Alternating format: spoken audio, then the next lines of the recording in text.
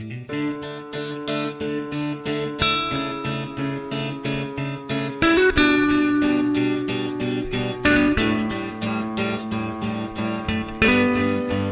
amados de Deus, vamos a mais um capítulo da novela Gênesis, o capítulo 22. Terá e Nade eles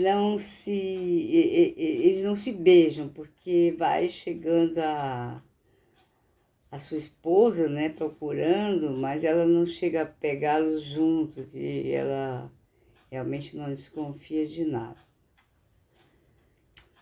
O pai de Carla, que é a segunda esposa que morreu, que foi assassinada pela primeira esposa, ele chora muito quando soube da filha, né? Tá na festa e a Mate procura consolá-lo. Ela procura consolar o pai, né? O rei acredita que a morte da esposa foi resposta dos deuses por conta da incompetência dele na missão do acasalamento real para conseguir as benesses dos deuses para o grande reino de Ur, né? Terá então é convocado, né, para esse sepultamento de Cala no dia seguinte. E ele não quer ir, mas o sumo sacerdote disse que é uma ordem, não é um pedido. E ele vai ter que ir. E ele comparece, e comparece o rei, aliás, o rei não comparece, porque está muito acabrunhado com a história de que é como uma resposta dos deuses para a incompetência dele.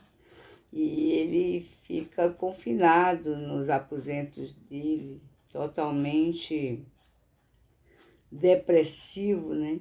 E não comparece a esse sepultamento.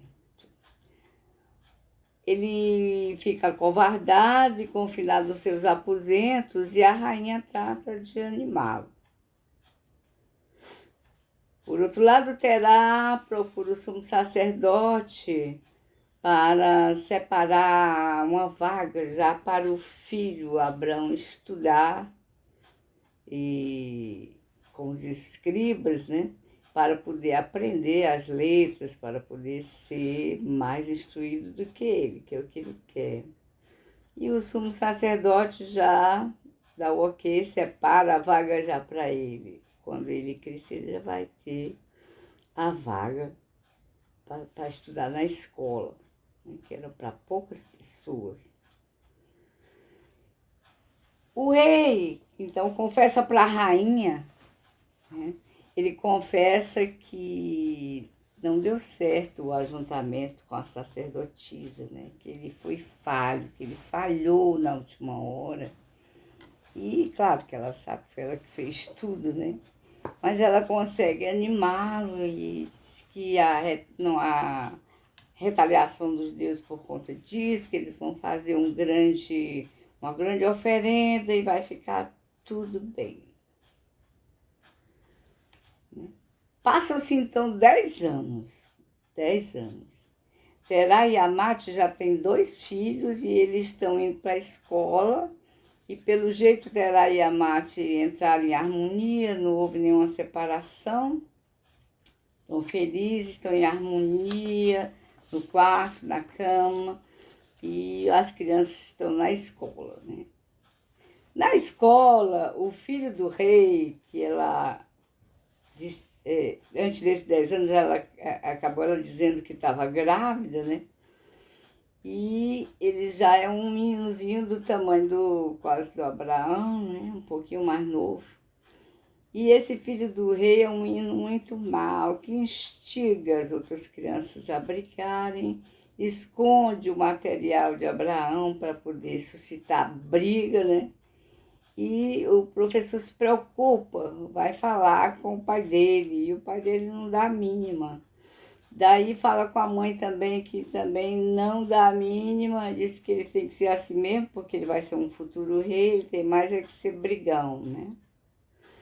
E Ele não pode fazer nada, o professor, fica por isso, né? A Mate também se preocupa com essa perseguição desse filho do rei, desse príncipezinho, ao seu filho Abrão.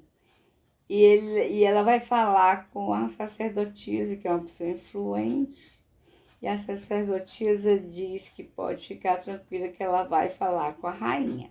Mal sabe ela que a rainha sabe disso e que deu razão foi ao filho, né? Por outro lado, há uma guerra iminente entre os amoritas e o reino de Ur. E o rei está com muito medo.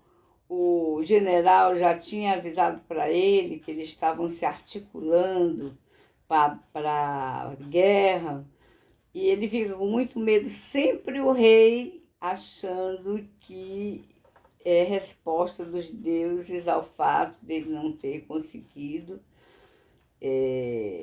consumar o casamento com Nade, com a sacerdotisa, e que ele perdeu esses benefícios para o reino e para ele.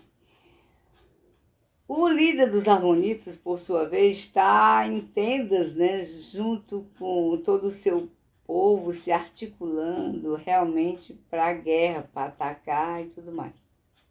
E um espião do povo de Ur é pegado por eles lá. E ele, numa impiedade muito grande, manda matar. E aí termina mais um capítulo da novela com essa perspectiva de que vai haver confusão, vai haver guerra, né? E eles são muito maus, esses amoritas. E o que a gente pode tirar disso aí, mais uma vez, é dizer que a novela é novela e precisava de um floreado, precisava de ter histórias paralelas, senão não era novela, era um estudo bíblico. E quanto a estudo bíblico, chegou na parte de Abraão, que isso é bom, vai ter pano para manga, porque agora sim, nós vamos ter muita história daí em diante, quando Abraão cresceu, porque tem muita história linda, né? Abraão é o pai da fé, ele não era idólatra como o pai dele, Terá, porque Terá terminou sendo idólatra, né? E os ídolos de Terá foram chamados até de terafins, por causa do nome dele, né? Terafim, adorador de ídolos.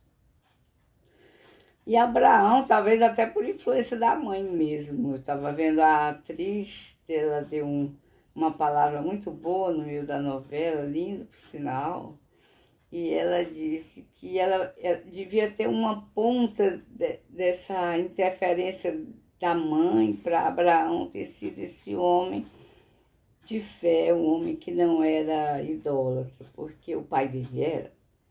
Ele deve ter aprendido algo com alguém. E aí ele cultivou isso aí, esse relacionamento com Deus único, quando todos ali na cidade de Ur eram idólatras de muitos deuses, né? E Abraão não, foi diferente, foi escolhido como pai na fé, porque ele adorava um Deus só, o Deus criador de todas as coisas.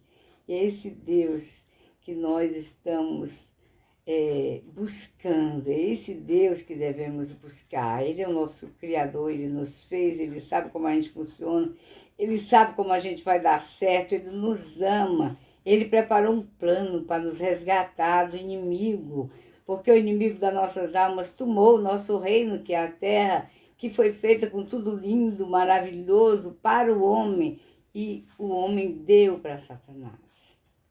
É tanto que quando Jesus foi tentado lá no deserto 3 vezes, Satanás disse para ele: olha, eu dar-te-ei tudo isso, todos os reinos da terra se prostraram me adorados, porque a mim foi entregue. E realmente, quem entregou foi Deus? Não, foi Abraão. Desculpa, foi Adão. Não foi Deus, foi Adão. Adão deu o reino para Lúcifer, o anjo caído, Satanás, que estava revestido ali da serpente. E realmente Jesus é o nosso plano de salvação, é o plano de resgate que Deus criou antes da fundação do mundo. O Senhor criou, o próprio Deus se fazendo homem, pagando um preço que nós não tínhamos condição de pagar para ter amizade com Ele, para voltar para os seus braços, para desfrutar do reino tão maravilhoso que Ele fez para a gente. E a gente desfruta quando a gente aceita Jesus como Senhor, único, suficiente Salvador. A gente ganha aqui na terra a vida abundante, que não quer dizer uma vida sem problemas, que não quer dizer uma vida sem percalços, que não quer dizer uma vida sem aflições, porque Jesus disse, no mundo tereis aflições, mas tem de bom ânimo, eu venci o mundo. Então, a vida abundante é uma vida que é uma vida de vitória sobre cada aflição.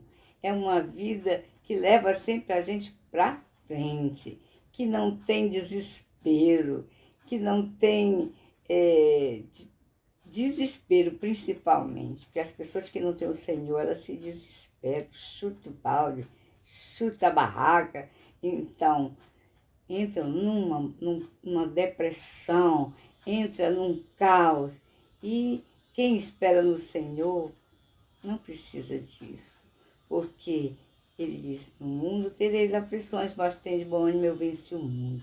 Ele nos prometeu uma vida abundante, que é uma vida de vitória em cima de cada problema. Cada problema. E principalmente, depois disso, a vida eterna, a vida com Ele, onde nós vamos aprender com Ele todos os segredos da sabedoria, da ciência, do conhecimento. O próprio Criador que fez tudo vai nos ensinar. Que coisa linda! Você não quer isso?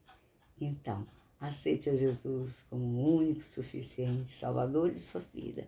E tudo vai começar de novo. Um novo Gênesis na sua vida. Que Deus abençoe. Amém.